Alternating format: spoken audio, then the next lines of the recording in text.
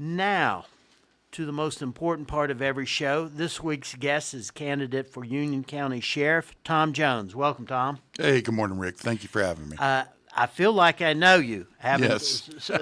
talked with you off the air. Amazing background. Tell, and I say that because a lot of similarities. Tell the folks a little about your background. Well, that's true, Rick. As you and I were talking, I also hold a real estate license in Florida and did hold one in Georgia and North Carolina. And I was actually listening to your stats, so there probably is some hope in the future. It looks like the Feds may lower the interest rates 3 times coming next year. That's probably going to loosen things up for you. I sincerely hope so. Yeah, that's probably what's got a grip on everything right now. Yep, I would agree. But to get to business, Right. I am from Florida, Polk County, Florida. Right. And my entire 20-year career was with the Polk County Sheriff's Office. And the current sheriff is Grady Judd. The sheriff that was there when I was there was Lawrence Crowe. I started under Louis Mims and ended my career with Lawrence Crowe. Oh, okay. So you had not worked with Grady. No, well, Grady was there, and he was a commander. Right. And he was always over me. And sometimes our paths would cross. In narcotics, he may be over a division in that. Right. But he wasn't the sheriff when I was there. Okay. He became elected sheriff after I left. When I left, Lawrence Crowe was still the sheriff. And like I said, Louis Mims came in under Moreau Brannon and became sheriff. But actually, to be brief about this, when I was graduated, my dad gave me a choice. When I turned 18, he said, either get a job, go to college, or get out. So I got a job and went to college. Right. Because I wanted to stay home. Right. And I got a job at it's called APCI, Avon Park Correctional Institution, which is a maximum security prison for the state of Florida, the prison system. And I worked there for 2 years. And the lieutenant that hired me knew I wanted to get in law enforcement. So he was kind enough to give me a shift where I could work days and I was available to go to college at night and go to the pistol range. And I got my law enforcement information. And then the sheriff's office hired me when I was 20. And strange enough fact that when I was hired in 1982, December 1982, you had to be 21 to buy a gun. I was only 20, according to Sheriff's Association. I'm one of the youngest deputies ever hired to work the road. Wow. And they would only issue you bullets and a shotgun. So my dad had to actually go buy my gun for me. Wow. Did you get a submachine gun? No, actually, we called, as this old timers call, we called it a wheel gun, 357 Magnum wheel gun, and that's what I carried on duty. But I worked my way up there. I worked the road on what you probably know from since you're there. They call it the Ridge, frost-proof, all the way up to Haines City. That's the high part of Florida, Bach Tower. And I was called, Ridge Runner. And a lot of times that whole entire area from Highlands County all the way up to I-4 and 27, there were times that there was only 2 deputies, myself and another one on duty. So we would split that up like whales being our halfway point. So I was used to working calls by myself, going out to River Ranch. There'd be 300 or 400 people there. That's when it was more of a bar than a resort. And you'd go out there. So you had to learn how to talk to people. Right. And reason with them, because I don't care how big you are, how bad you think you are, you can't take on 400 rednecks. Okay. And that's what you would have probably found out there. And fortunately, because I played football in Frostproof, a lot of them knew me, so I was able to get along. But it does develop your talking skills and skills like that. And frankly, I think that's a little bit of what some officers I watch on TV, not particularly maybe our officers here, but they've lost that ability to talk and reason with people. We just go from point A to point D. We don't try everything in between first to talk. But I worked the road as a deputy sheriff, and then I tried out and was accepted on the SWAT team. They call it ERT, Emergency Response Team. And then the sheriff, Lawrence Crowe, made a decision that because the search warrants were so dangerous, he wanted everyone on the ERT to work in undercover narcotics. So I literally came into work one day onto my shift, and I was told to go home, report Monday to SIS. And I'm like, what's SIS? And that's Special Investigative Services. And automatically next week I was undercover narcotics. And so all we did there, we did all these search warrants. We worked undercover narcotics, bought drugs, did high-risk felony arrest. it was good experience because they sent me off to SWAT training school. Right. And it wasn't just a 1 or 2 day school. This school was 2 months long. Wow. Yeah, it was put on by the FBI, and they had retired Marine Corps drill instructors. It was the worst time I ever had in my life, but we learned how to repel, helicopters and trees and things like that. And a matter of fact, our SWAT trainer on our team was an ex-Marine Corps drill instructor. And our SWAT team, and I'm very proud of this, they would have SWAT roundups twice, won the National SWAT Roundup award that our SWAT team was considered the best SWAT team in the United States twice. Impressive. So we actually, you hear people say I've had SWAT training. Our SWAT team actually did the training. So, but I was on there. We worked undercover narcotics. I've probably been involved in probably over 200 search warrants. I've written search warrants. I've executed search warrants. You being a lawyer, I followed through with them at Jerry Hill, the state attorney's office, made sure they were prosecuted, went to trial, did depositions, saw them all the way through to where the bad guys went to jail. So I know how to develop probable cause, do search warrants, arrest people, and the final result is get them put in jail. Go ahead. How long were you on the SWAT team? Oh, probably a little over 2 years. Okay. And that was enough, frankly. I would imagine. Being shot at and spending days out in the woods waiting for dope planes to come in. And that, that's enough. Sure. Where did you go after the SWAT team experience? Well, then I was promoted again. The captain promoted me to work organized crime. And that was interesting. A lot of organized crime actually involved, and we would work closely with FDLE, Florida Department of Law Enforcement. Right. Actually, a lot of our agents from narcotics went to the Florida Department of Law Enforcement, Randy Barnes and some other ones like that, ended up running divisions there. And we would one of the things we would do is like when they had Bike Week in Daytona, we would go there and we worked a lot of motorcycle gangs. And one time actually we went there and we caught a semi leaving with Harley Davidson motorcycles, probably almost $200,000 worth of Harleys they had stolen, and they were on their way out of town, and we caught them and arrested them like that. But we would work people more like RICO acts. We found a person. I don't want to say what town, but he had an airport and a house, and he was involved in organized crime. We were able to prove that everything he was buying was nefariously, using narcotics money. So we took his plane, his home, his cars, everything he owned. We took the planes, and that's just basically what we did. We went organized crime, versus the guy that breaks out your window and breaks into your house. These are people that actually are organized crime. And honestly, some of these smash and grabs I watched going on in Los Angeles, right, that is organized crime. Sure. What it is they're getting thugs to go do this, but it's organized crime behind them. They're organizing them to go do this. They bring the items back and sell them on eBay and things like that. The world we live in.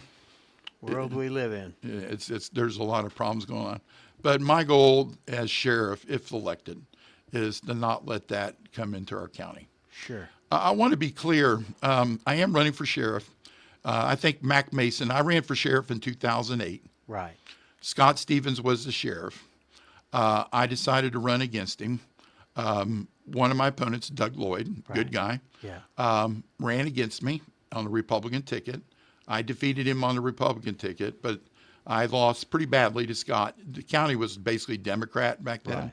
A lot has changed. Yeah, a lot has changed. I lost to Scott Stevens fair and square. But now, and Mac Mason ended up beating Scott. Mac was with the GSP, good career there. Mm-hmm. And I think has done a good job turning around the sheriff's office. But he's retiring. Right. And I think that my experience, and I know that you being a lawyer from Florida, you're very familiar with the Polk County Sheriff's Office. It's a very dynamic department, very heavy in education, training. We train all the time.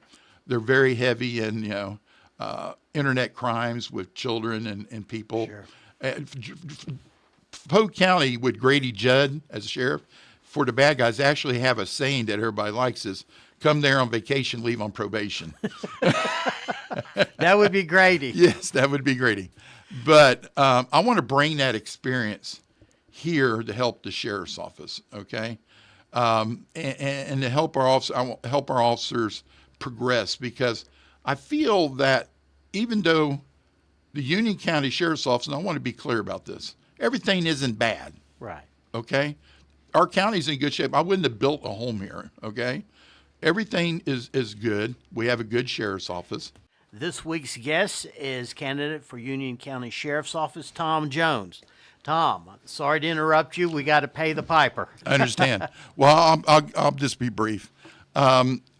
Everything is okay. You know, the sheriff's Sure. office is in good shape. I think Mac Mason's done a good job, but I do think, my opinion, that we're about 10 years behind, and that basically is the sheriff's office is combined with the jail, and literally at the sheriff's office there's only 3 offices, that the sheriff, the undersheriff, and you have one office, a spare office, which is ridiculous to run a department with almost $8 million budget. But the biggest issue I have, it's combined with the county jail. So if you bring anyone in there and they want to talk to you, give you information, well, the bad guys in jail can see you coming in. Right. So that's totally unacceptable to me. So we have property on Shoe Factory Road that the county commissioner paid $800,000 for, taxpayer money. I think it's about time we get off the can, and let's get a new jail built, and let's develop that. I want to see our officers get body cams. That's really not a huge expense. Body cams don't cost much more than GoPros. It's the storage of it. You either store it in the cloud or you store it in a system in the office. But we need to go to body cams. The Blairsville Police Department have them. We don't. I don't understand why. The other thing, real quick, and I'm just trying to move through these things. Sure. Is that I did a public records request with the district attorney, Jeff Langley, and I met with him and spoke with him personally. Right.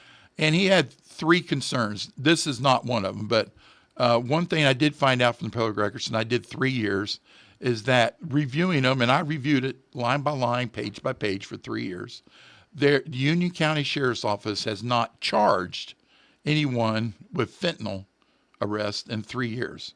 Now, they've had drug arrests. They have arrests, what I call incident to an arrest. What that means is if they stopped you for DUI and they searched your car, inventory it, and they found some drugs, they charge you with that. That's incident to an arrest. But active investigations where they're actually going out, looking for the bad guy, developing probable cause, doing a search warrant, arresting you, charging, it almost doesn't exist.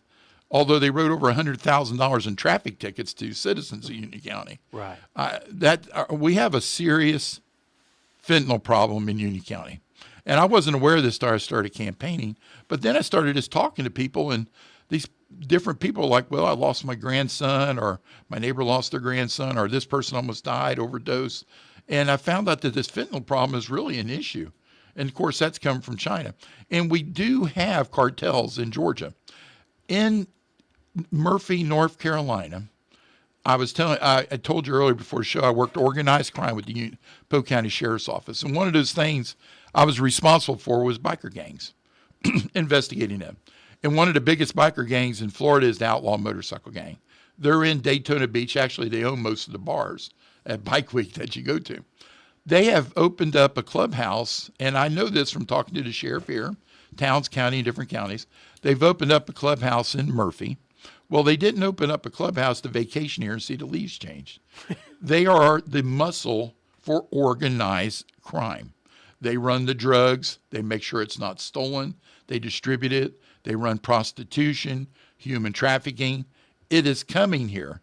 The Towns County Sheriff's Office made over 78 narcotics arrests here, and they have a drug dog that's, we don't have anything like that. The drug dealers here, I've got this from reliable sources in Towns County, they refuse to meet the sheriff's office deputies undercover now. Here, they want to meet in Union because they feel safe. Well, that's ridiculous. Yeah. If I'm elected sheriff, I'm going to work with these other, and to be clear, we are not going to get involved with the drug task force. And the reason is because it takes too many of our local resources that we don't have. We have enough resources here working with the sheriff's offices in our surrounding counties, Towns, Fannin, the other counties in North Carolina, that we can meet, get together, share intelligence, share equipment, share our officers. We can counter deputize them, okay, and work together to do these narcotics arrests ourselves. We can police ourselves. I don't need to give them a deputy that they're going to send down to Atlanta and work drugs down in Atlanta. I want to stop drugs here. There's only 26,000 residents in Union County. I believe, and I'm being cute about this, but I want to emphasize a point. With 26,000 residents, I think if the sheriff's office put their mind to it, in 9 months we could probably interview every resident and find the drug dealers. Yeah. Okay. So it's not like an issue we can't get our hands around. We can find the drug dealers in our county. I see them just driving around. Right. Why we're not doing anything about it, I don't know. If we had someone driving around our county, up in our square, randomly shooting people with a gun and killing them, we'd be all over that. But we have drug dealers, which are murderers, in my opinion. When you give someone a drug of fentanyl and they die, that's murder. Why are we not after these murderers? Why are we just letting them run free? Great questions. That's why you're running. That's why I'm asking the questions. Yes. Tell me a little about your background here in the mountains. They know your positions on the issues. You've been living up here a very long time. Well, yeah, my family, we moved up here in 2004. Right. In 2004. But we did have to move back briefly because my wife's parents, I've been married to my wife 35 years. Right. Developed dementia. We had to move back, but we are back here. But we've actually ran a construction business up here. We built cabins very successfully. I've had a real estate business up here. I was general manager for Remax. I ran a private investigative firm for 10 years, multi-million-dollar private investigative firm. I've managed my wife's parents' estates. They had thousands of acres of property, farmland in Kansas and that. I can tell you, not bragging, but with that responsibility, which was large for me, I never lost a penny doing their investments and that. So I am very penny wise. I do know how to manage multi-million-dollar accounts and investments. And that would be a question as far as the day-to-day running a sheriff's office and the budget. Right. Well, our budget is $8 million almost. It's a 7% increase from last year. Excuse me, 7% increase from last year. We're fully staffed currently, but we need to build a jail. We need to make other arrangements, maybe lease a building for the sheriff's office. You don't start planning for your child's education the day they graduate from high school. You plan it earlier. I know we can't build a jail today, but we need to start planning for it. Folks, today's guest is Union County candidate for sheriff, Tom Jones. Tom, thank you. It was amazing the history we shared together. Thank you very much for having me, Rick.